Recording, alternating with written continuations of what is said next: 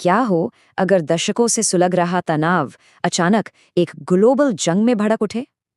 आज हम 2026 के ईरान वॉर पर बने एक फिक्शनल विकिपीडिया आर्टिकल की पड़ताल करेंगे और ये समझने की कोशिश करेंगे कि कैसे एक छोटी सी चिंगारी पूरी दुनिया को अपनी आग में झोंक सकती है। तारीख थी 28 फरवरी 2026।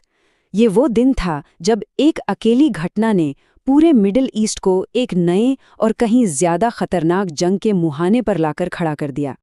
उस दिन एक सुप्रीम लीडर की हत्या कर दी गई थी, लेकिन ये सिर्फ एक हत्या नहीं थी। नहीं, ये वो पहला डोमिनो था जिसके गिरते ही एक ऐसी जंग शुरू हो गई जिसकी गूंज पूरी दुनिया में सुनाई देने वाली थी। तो आखिर इस जंग की चिंगारी थी क्या? चलिए सीधे उसी घटना पर चलते हैं जिसने इस आग को भड़काया था। देखिए, इस सोर्स आर्टिकल के मुताबिक ये कोई आम मिलिट्री स्ट्राइक नहीं थी। इसका जो घोषित लक्ष्य था वो कहीं ज्यादा बड़ा था, रेजीम चेंज। मतलब अमेरिका और इजराइल का मकसद सिर्फ ईरान के ठिकानों पर हमला करना नहीं था, बल्कि ईरान की पूरी सरकार को ही जड़ से उखाड़ फेंकना था। और जो बात वाकई में चौंकाने वाली है वो है इस हमले का स्केल।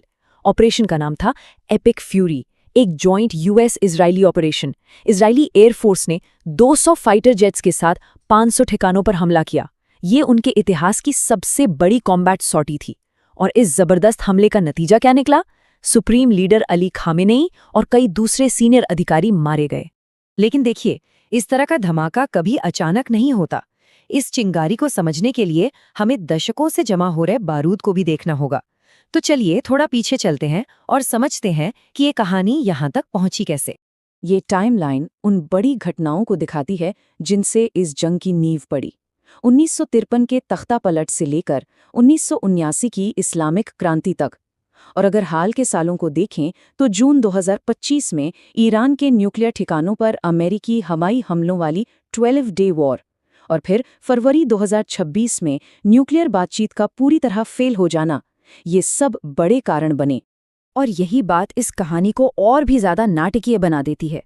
जंग शुरू होने से ठीक सिर्फ 24 घंटे पहले ओमान के विदेश मंत्री का बयान आया था, एक बड़ी सफलता मिली है, शांति बस कुछ ही दूर है। सोचिए कितना अप्रत्याशित रहा होगा ये सब। हमले के बाद ये जंग ईरान की सरहदों के अंदर कैद होकर नहीं रही, ये बहुत बहुत तेजी से फैली और एक रीजनल कॉन्फ्लिक्ट ने देखते ही देखते एक ग्लोबल संकट का रूप ले लिया। ईरान का जवाब, जिसका कोड नेम था ऑपरेशन ट्रू प्रॉमिस 4, बहुत तेजी से और बड़े पैमाने पर आया। जैसा कि इस टेबल में दिख रहा है, ईरान ने न सिर्फ